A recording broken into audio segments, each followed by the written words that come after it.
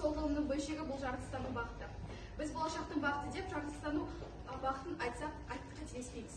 Атақты физикер, ол физиканың әкесі Эрнест Резерфорд өзінің бір сөзінде әлемнің ғалымдары бір тілде математика мен формулалар тілінде сөйлейді деген.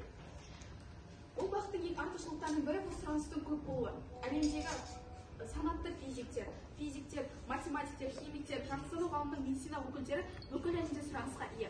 Сонымен қатар ғылыми зерттеулер мен мемлекеттік және корпоративтік шығындарды жоғары тілде деп айтқан табыстың жоғары деңгейі дәл осы жаратылыстану бағытындағы ғалымдарға тән десек артық айтпаймыз.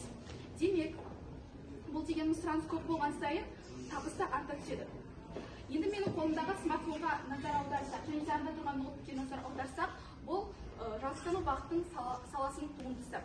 Яғни, демек күнделікті біздің өмірде, қарапайым өмірде қолданатын теледидар, электронды шәйнектер, түрлі гаджеттер, сонымен қатар тіпті уақытты көрсетіп отыратын қолымыздағы сағаттың өзі де осы жаратылыстану бағытының бір туындысы десек артық айтпаймыз. Біз бұл заттарсыз өзіміздің өмірімізді толыққанды 21 ғасырдың тұлғасы ретінде сезіне алмаймыз. Сондықтан да жаратылыстану бағытының адамзат өмірінде маңызы зор деген шешімге келсек болады. Жаратылыстану бағытының тағы бір артықшылықтарының бірі бұл білім беру жүйесінде, яғни мүмкіндіктерінің көп болуы. Мысалға ала кетсек, жас түлек ұбт тапсырардың алдында, яғни гуманитар бағытын таңдар болса, 90 мен 100 балл аралығында алады, ал бірақ грант саны аз. Ал жаратылыстану бағытына келетін болса, 65 пен 70 балл аралығында алады, яғни грант көп. Яғни бұл дегеніміз айырмашылығы жаратылыстану бағытының салаларында мамандар әр кезде сұранысқа ие. Және де сол себепті жаратылыстану бағыты бойынша білім алуда грант өте көп. Бұл жаратылыстану бағытының ғылым берудегі жүйесінің артықшылығын дәлелдейді. Сонымен қатар әлемнің жетекші университеттері Оксфорд, Гарвард, Кембридж деген секілді ғалымдары болашақта бірде-бір прогрессивті қоғам инженерлерсіз, техниктарсыз, және де физиктар мен математиктарсыз елестете алмайды деген қорытындыға келген. Мен де осы сала бойынша Қазақстанда бұдан тыс емес деген қорытындыға келсем болады. Мысалы, қазіргі кезде өзімізге белгілі Айқанат мектебі бар. Айқанат мектебінің жыл сайын ұйымдастырылатын республикалық олимпиадасына сәйкес 9-шы сыныптар арасында 57% осы жаратылыстану бағытын таңдаған болатын. Ал 43% бұл әдеби сала, яғни гуманитар саласын таңдаған болса, біз қоғамның арасында да осы жаратылыстану бағытының маңызы, рөлі зор деген шешімге келе аламыз. Жаратылыстану бағытының тағы бір көркем саласы бұл архитектура саласы. Архитектура бұл объективті түрде жаратылыстану бағытының көрнекті саласы. Неліктен? Себебі біздің тұрып жатқан жалпы алғанда өміріміздің жарты өміріміз осы ғимараттардың ішінде өтеді. Ал ғимараттар бұл архитектура. Бұл сала қазіргі таңда кең қанат жайып келеді, сонымен қатар мамандар да сұранысқа ие. Ал сұраныс көп болған жерде мүмкіндік те көп. Мысалға алатын болсақ, үлкен зәулім сарайлар, яғни ғимараттардан бастап, кіші алаңқайларға дейін осы архитектура саласының мамандар, яғни архитекторлар жобалайды.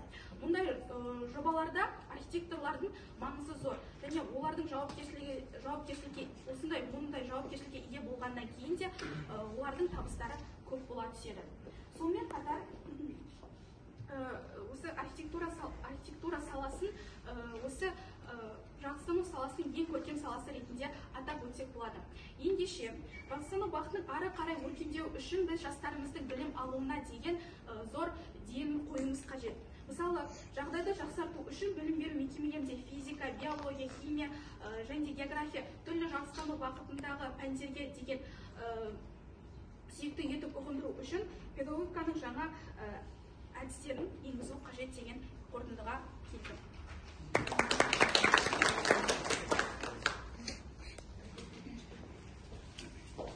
Адамзат тағы дүние сырын тауыпты, екіге бөліп өмірлік мынау бағытты.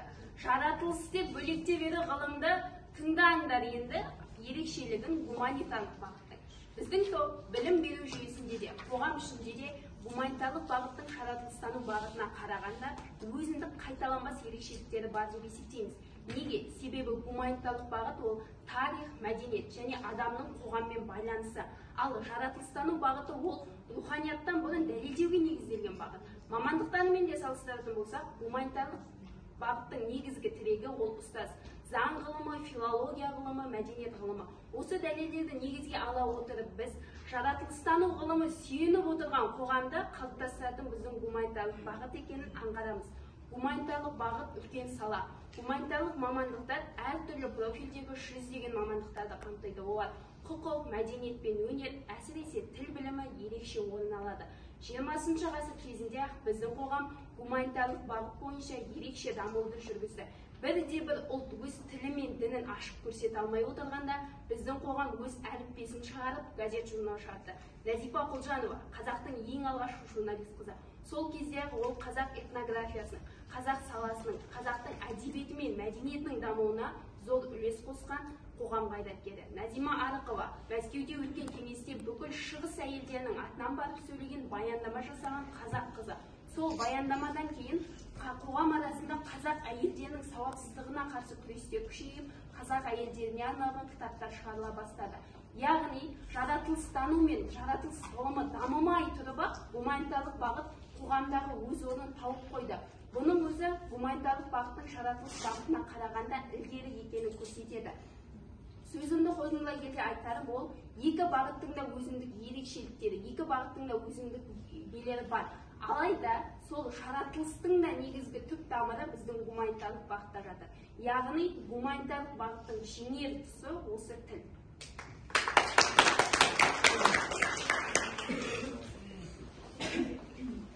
Ғылым бізге жаңа нәрселерді ашуға, жаңа нәрселерді зерттеуге мүмкіндік береді. Ғылым болмаса біз жердің тегіс екеніне әлі де сенер едік. Ғылым ол дәлел дегенді білдіреді. Ғылым болмаса адамзаттың әлемді тануына үлес қосуы мүмкін болмас еді. Осы ғылымның маңызды салаларының бірі ол медицина. Медицина менің ойымша тек ауруды емдеп қана қою емес, ол ағзаны бейімдеу, адамзаттың өз ресурстарына негізделген иммунитетті қалыптастыру. Кез келген өмір ақ халаттылардың қандай да бір қорғауында. Олардың жұмысын бейтарапсыз дұрыс емес деп айту мүмкін емес. Жалпы өз басым медицина ғылымын қатты құрметтеймін, өйткені оның адамзат үшін аса маңыздылығын түсінемін. Ал енді осы кезекте медицина ғылымдарының доктор, профессор Жақсылық Досқалиевтің берген сұхбатына көз жүгіртсек, берген сұхбатында ол былай депті: бүгінде отандық медицина саласы оңалту шараларына басымдық бере бастады. Еліміздің әр өңірінде шипажайлар, емдеу сауықтыру орындары, оңалту орталықтары салынып жатыр. Бір айта кетерлігі, денсаулық сақтау саласына мемлекет тарапынан бөлініп жатқан қаражатта жеткілікті екен. Басқа да елдердің пандемия кезінде өзінің халқына үлкен көмек көрсетіп жатқанын көріп тұрған жоқпын. Вакциналандыру бағытында еліміздің ғалымдары өз ізденістерін паш еткен болатын. Бүгінде дүниежүзілік денсаулық сақтау ұйымында 3 вакцинамыз тіркелді. Соның ішінде біреуі клиникалық зерттеудің 3-ші сатысына өтті. Бұл отандық ғалымдардың бәсекеге қабілетті екенін көрсетеді. Тіпті кейбір дамыған елдердің әлі өз вакцинасы жоқ. Түркияның өзі Қытайдың вакцинасын сатып алып жатыр. Сонымен қатар 1998 жылы Қазақстан 2030 бағдарлама аясында медицина саласы алға жылжымай бастады. Алғаш осы стратегияны оқыған кезден бұған жетеміз бе, жоқ па деп ойлайтынмын. Қазір қарасаң, бағдарламаның 70% орындалып қойыпты. Біз бұл сұхбаттың өзінде медицина саласының бағдарлама бойынша дамып келе жатқанын аңғара аламыз. Сонымен қатар тағы да осы ғылымның салаларының бірі ол химия өнеркәсібі. Біз тамақ өнеркәсібін химиясы елестете алмаймыз. Металлары, резеңкелері, пластмассалары химиялық өндірісі жасалмайтын машиналарда қозғаламыз. Бұның өзі химияның аса маңызды екенін көрсетеді. Сонымен қатар химия институттеріне біз машина жасау, әуе құрылысы, орман өнеркәсібі, ауыл шаруашылығының салалары осы химияның негізін айқындайды. Бүкіл периодтық жүйе Қазақстанда шоғырланған деп бекер айтылмаған. Шынында да Қазақстан жерінде тәуелсіздік жылдарынан бастап осы кезге дейін Менделеевтің элементтері барлығы табылып зерттеліп келе жатыр. Бұның өзі жаратылыстану ғылымдарының арқасы, соның ішінде геологтардың арқасы болып табылады. Және біз күнделікті қолданып жүрген смартфондарға назар аударсақ, біз бұл смартфондарды тәулігіне шамамен 6-7 сағат қолданамыз. Смартфон ол IT саласының туындысы болып табылады. IT ол өте қажетті мамандықтардың бірі. IT мамандығынан мысал келтіріп, Каспий KZ қосымшасын айтуға болады. Каспий KZ қосымшасы ол ұялы телефонның ішінде белгілі бір белгішен басу арқылы оның ішінде түрлі танымал қызметтер бар. Мысал комиссиясы төлемдер, онлайн жеке қаржыны басқару секілді танымал қызметтерді атқаратын осы әлемдегі жалғыз мобильді қосымша болып табылады. Қорытындылай келе, жаратылыс бағытының болашағы зор, және біз олар жаратылыстану саласының бағыттарын, яғни салаларын дамыта отырып, еліміздің экономикасына және барлық жағынан дамытуға үлес қоса аламыз деген ой пікірге келдім. Расында да тіл халықтың басты қарым-қатынас құралы. Балық тілсіз болса да халық тілсіз болмайды деген Қадыр Мырза атамыздың нақылындағыдай, тілсіз халық түгіл адамның жеке өмірін қалыптастыру қиын. Жалпы бізде толыққанды адам ретінде өмір сүрудің басты элементі, яғни басты кілті бұл қоршаған орта болса, қоршаған ортаның басты элементі бұл тіл. Қазіргі таңда еліміздің, өзіміздің, қазақ ұлтымыздың беделін асқақтатып жүрген азаматтар көп. Оларға біз өнер жұлдыздарын, актер, актрисаларымызды және әншілерімізді жатқыза аламыз. Солардың бірі 6 алашты емес, 6 құрлықты таңғалдырған Димаш Құдайбергенов. Ол көптеген ареналарға шығып, өз еліміздің беделін асқақтатып жүр. Және де Димаш Құдайбергенов мысалы 2017 жылы Қытайда Singer 2017, ал 2019 жылы Калифорнияда The World's Best конкурстарға қатысып, жүлделі орындарға ие болуда. Жалпы Димаш Құдайбергеновтың қазақ ұлтымызға, қазақ болмысымызға қандай пайда алып келді деген сұрақ туындауы мүмкін. Біріншіден, ол еліміздің, жеріміздің даңқын көтерді. Ал екіншіден, өз ана тіліміздің беделін асқақтатқан болатын. Тіпті осыдан кейін Қытайда көптеген жоғары оқу орындарында қазақ ұлттық факультеттері ашылған болатын. Келесі кезекте біз Әсел Садуақасованы алуымызға болады. Ол 2002 жылы Dawes International жобасына қатысып, көптеген сахналық жүйелерге кіре бастады. Оның ең басты туындысы «Ұл болсын» киносы болған еді. Ол әйел бейнесін ерекше түрде қалыптастырып, бүткіл жұртты өз аузына қаратқан болатын. Яғни, осындай көпшілік жұртта қаратқан болатын. Және де осындай кереметтей туындылардың нәтижесінен біздің еліміздің рухани құндылығы артып, тілі мен тұғыры асқақтаған болатын. Мінекей, осындай бағыттардың барлығы гуманитарлық бағыттың негізгі саласы ретінде қарастырып, мен өзі ойымды осылай аяқтағым келеді. Жалтақтамай өзге ғылым ұлысқа, ең алдымен өз тілін ғой бұрыспа. Ғылым менен ғалымдарға қызықпай, тілің менен біліміңді дұрыста.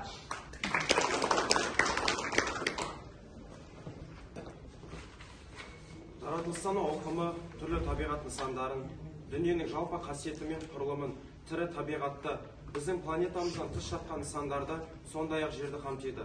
Жаратылыстану ғылымдары біріншіден ғылыми дәлдігімен және жүйелігімен, екіншіден табиғат қорларын пайдалану ретіндегі өзінің практикалық мәнімен ерекшеленеді.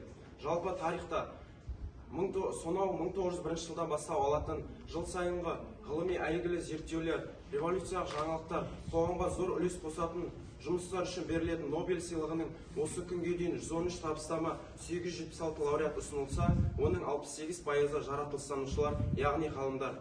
Бұл марапат иеленушілердің қатарында біздің отандасымыз Достай Раманқұлов та бар. Міне, бұның өзі жаратылыстанудың біздің дүние тануымызда, айналамызда, айналаны зерттеуімізде, қоршаған ортаға үлес қосуымыздағы басым рөлін білдіреді. Адамзат баласы ең алғаш тіршілігін бастаған кезде, терімшіліктен бастап, аң аулап, ішер тамағын, мінер көлігін қамтамасыз еткен күннің өзінде олар ең алғаш жаратылысты, яғни айналасын танудан бастаған.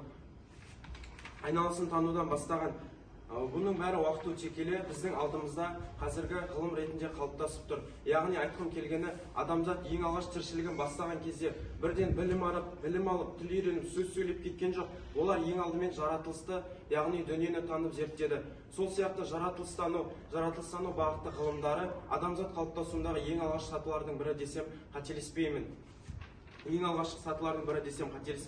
Қазіргі таңда да жарық көріп жатырған жаңалықтардың барлығы осы жаратылыстану ғылымдары салаларының жетістіктері. 21 ғасыр жаратылыстану ғылымдары дәуірі десем артық болмас. Бұлай айтуымның себебі, бүгінгі таңда ғалымдар түрлі жаңалықтар ашып, бұрын-соңды кездеспеген материалдар, тұрмыс бұйымдары, өндіріс құралдарын жасап, тіпті адам үш ұйықтаса да түсіне кірмеген өнер табыстар шығарып жатыр. Менің бұл сөздеріме адам өмірін жеңілдететін адамға ұқсас роботтар, күн сәулесінен энергия алып жүретін электрокарлар, тіпті жүргізушісіз жүретін көліктер мысал дәлел бола алады. Заман алға жылжыған сайын технология ғасырда жаңарып барады. Мысалы, адамдар бұрын көз майын тауысып, қағаз басу үшін қаншама әріптер терсе, қазір оларды көшірмелеп сканерлеуге болады. Осыған дейін адамдар киім-кешек, азық-түлік алу үшін түрлі дүкендер араласа, қазір оларды түрлі әлеуметтік желілер, сайттар арқылы тапсырыс бере аламыз. Бұдан бөлек коммуналды шығындар, қаражаттар, үй тұрмысындағы қажеттіліктердің өзі осы смартфонымыздағы құрылғылар арқылы жүзеге асырылады. Әрине бұлар заман талабына сай орын алып жатырған өзгерістер, және бұл өзгерістер біздің жаратылыстанудың қоғамымыздағы маңыздылығының айқын көрінісі болып табылады. Қазіргі таңда өзге елдерде болып жатырған апаттық жағдайлар, қауіпті сәттердің өзінде бірінші болып ғалымдар жұмыс жасайды. Эпидемиялық ахуалдың өзінде қаншама дәрігерлер, қаншама ғалымдар күндіз-түні қатарда тұрып қызмет етті. Кез келген жерде микробиологтар, физиологтар, биологтар, ғалымдар жүреді. Алайда бұл педагогтардың қызметін жоққа шығармайды. Бірақ біз еліміздің жастарын жастайынан осы жаратылыстану ғылымдарына басымдық беріп, оқушыларымызды үйретіп, дағдыландырмасақ, барлығын бірдей гуманитар салаға түсіріп, мұғалімдер санын көбейте беретін болса, еліміздің ертең қандай да бір проблема туындаса, соны проблеманы оқ бойы озықтырып шешетін азаматтар саны болуы екі талай, және де тіпті шетелге жүгіріп маман іздеп кетуіміз де ықтимал. Бұнымен менің айтқым келгені, әр баланы мектеп жасынан жаратылыстану ғылымдарына көңіл бөліп, оларды сол жасынан жаратылыстану ғылымдарына дағдыландырса, еліміздің болашағында жарқын болар еді. Себебі әр бала еліміздің бір кірпішін ұстаушы.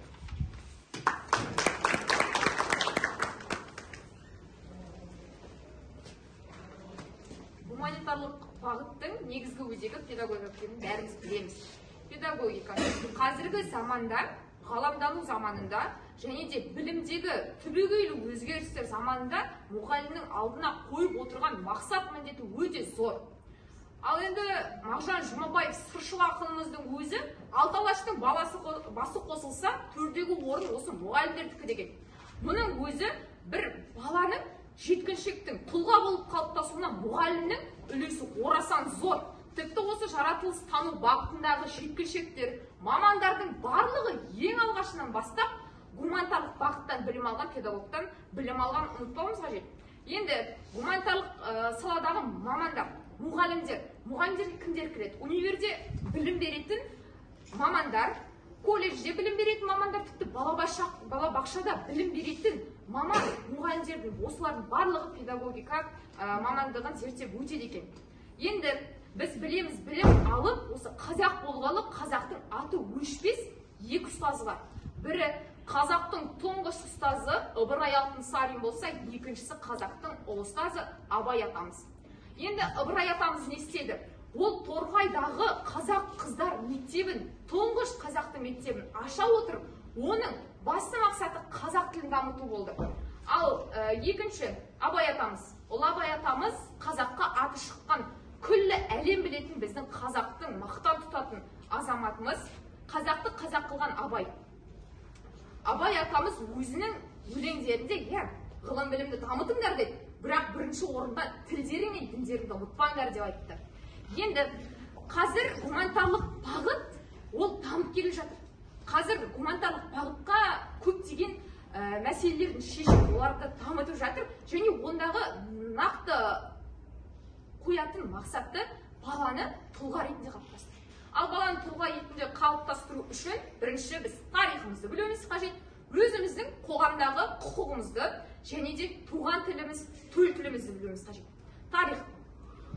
Озған ел тарихын таспен жазады, тозған ел тарихын жаспен жазады деген. Біз тарихымызды білмесек, болашаққа нақты қадам жасай алмаймыз. Біз ата-бабамызды, тарихымызды толықтай білгенде ғана болашағымыз жарқын болады. Сол үшін қазіргі мамандар тарихқа етене өте жақсы білім жасауда. Қазір қай бағытта да жаратылыстану гуманитарлық бағытта да біз ұбт тапсырамыз. Бізде қазіргі басты мәселе ұбт. Сонда бізде ешқашан қалмайтын бізде тарих. Міне, тарих бұл бізде гуманитарлық саланың үлкен бөлігі.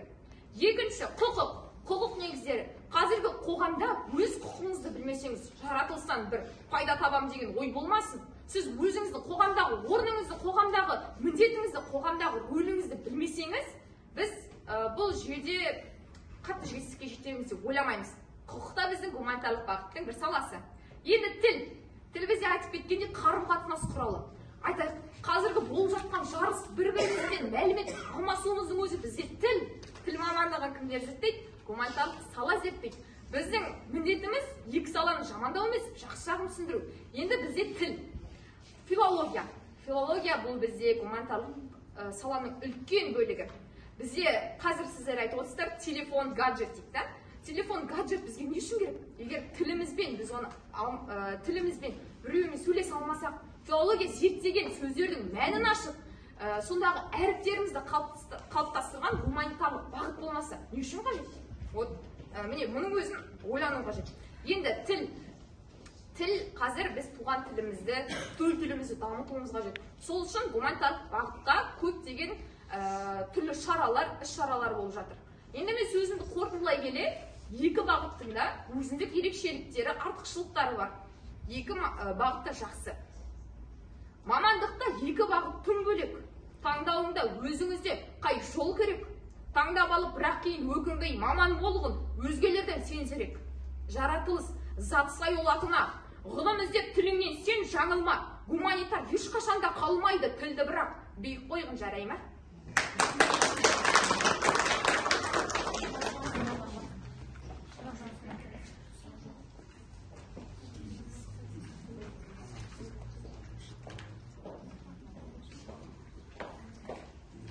Сұрақтарыңызға.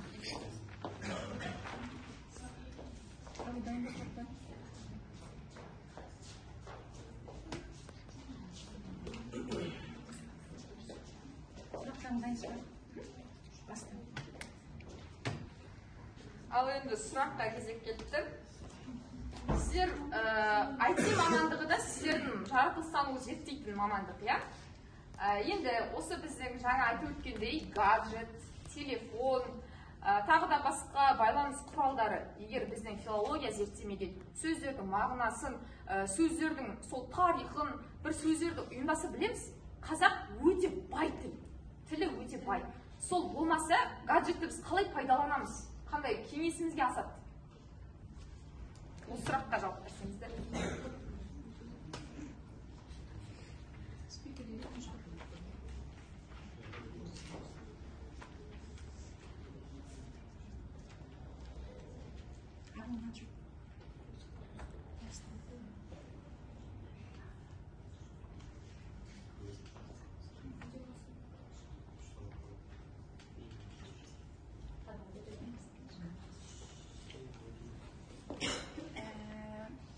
Жалпы сіз гаджеттердің барлығы филология ғылымының арқасында дамып отыр деп, соның арқасында шығып отыр деп ойлайсыз ба, сонда?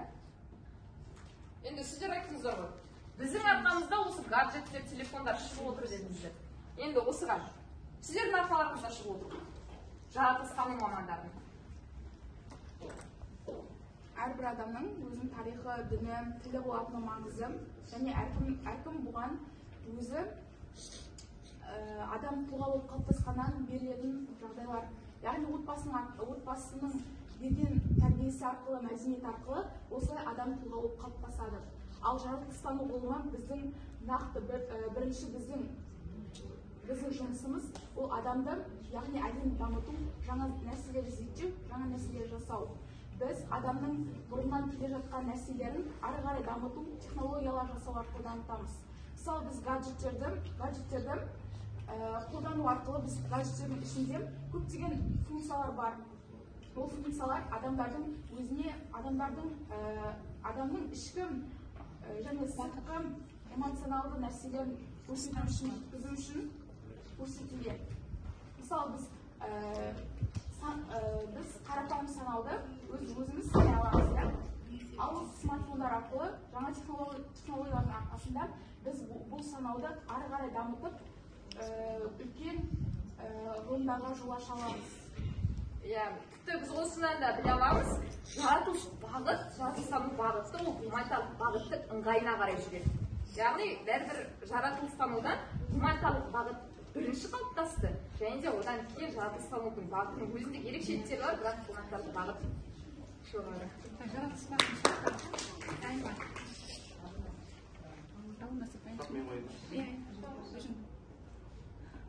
Менің сіздерге сұрағым, жаңа мен өз сөздерімде айтып кеткендей, елде қандай да бір проблема эпидемиялық ахуалда туындаса, ең бірінші ғалымдар, дәрігерлер жұмыс жасайды. Бұл тұрғыда сіздер айтып өткен әлемді танытып жатқан әншілер, ақын, жазушылар өздерінің қандай пайдасын тигізді? Қазіргі таңда, иә, дұрыс, біз жаман демейміз, жаратылыс бағытты өте жақсы, бізге өмірімізге қажеттілік заттардың барлығы жаратылыстану бағыты әкеліп отыр. Бірақ соны ескере отыра, мысалы жақсы, біз қандай пайда тигіземіз? Мысалы жаңа айтқан әнші түрлі адамдарымыз бізге қаржылай, сіздерге қаржылай көмектесе алады. Ал сіздеріңше қандай көмектеріңіз бар? Мысалы кеше архитектура өте жақсы дамытты деп айттыңыз, жаратылыстану бағытында. Ал кешегі Турциядағы оқиға көптеген үлкен биік, қалай айтсам болады, іргетасы жақсы деген ғимараттың барлығы іргесі шытынап, соның өзі жаратылыс бағытта әлі де дамыту керек деген сөз. Сіздің ұсынымыңызға жауап бере кетейін. Қазіргі таңда өзгелерде болып жатқан, сіз айтып өткен Турциядағы жер сілкіністер, енді бірінші тұрғыда бұл Турцияның өзі оған дайын болмауы да мүмкін. Екіншіден, біздің бала күнімізде кез келген балаға ата-ана не болмаса мұғалім, не болмаса басқа бол деген сияқты мамандыққа таңдау жасап беріп, жаратылыстану ғылымына ата-ананың өзі зейін қоймайды. Сөйтіп балалар өзінің қолынан келген, өзінің жан дүниесі қалайтын, қабілеті жететін емес, осындай болған дұрыс-ау деген мамандықтарға түсіп кетіп жатыр. Міне осының жаратылыстану ғылымдарына зейін қоюды мектеп кезінен бастау, үйрету қажет. Былайша айтқанда, біз сондай нәрселерге, кішкентай нәрселерге мән бермегеннің кесірінен Қазақстанда осындай ғылым қуған жастар аз деп те айта аламын. Бұнымен менің айтқым келгені, жаратылыстану ғылымдарын мектеп кезінен кішкентай балаларға үйретсек, ертең біздің халқымызды қорғап, осындай ғылым профессор, докторлар шығады деген сенімдемін.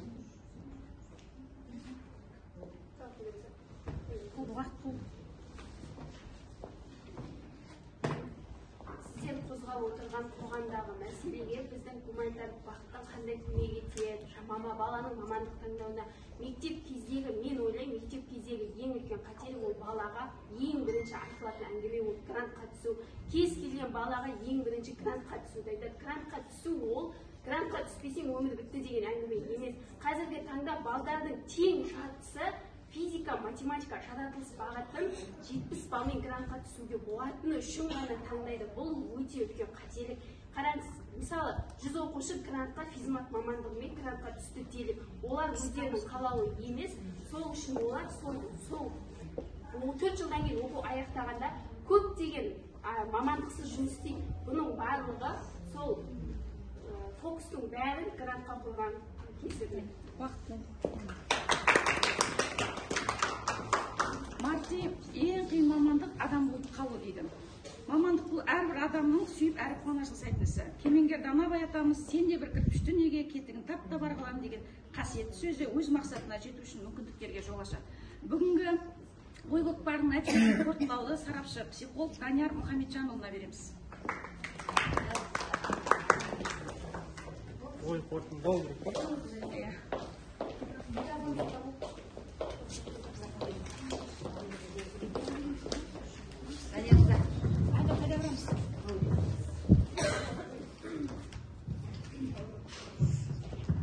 Саламатсыздар ма? Қош келдіңіздер барлықтарыңызға. Жалпы екі жақта өз ойларын айтқан, мамандықтың жаманы жоқ. Былай ой келтіретін болсақ, Стив Джобсты білесіздер ғой, қолдарыңыздағы телефонның барлығы, айтқанда қазіргі адамдардың таласып жүрген оның ең алғашқы жасаған дүниесі ол жаратылыстану бағытымен бір дүниені алып шығу. Бірақ ол тікелей жаратылыстану бағытымен жұмыс істеген жоқ. Ол оның көркемдігіне, әдемілігіне көңіл бөлді. Яғни әдемілікті бізде былай айтқанда гуманитарлық бағыт жеткізіп береді ғой. Екеуін ұштастырған кезде сіздердің қолдарыңыздағы дүние шыққан дүниеге. Яғни екі бағытты ұштастырса ғана әлемде айтқанда бейбітшілік те және тепе-теңдік те орнайды. Өйткені Әл-Фараби атамыз не дейді? Тәрбиесіз берілген білім адамзаттың қас жауы дейді. Сол үшін бұл жақта бұл екі бағытта тепе-тең алып жүру керек. Жаман айтып ұстадым ғой, деймін.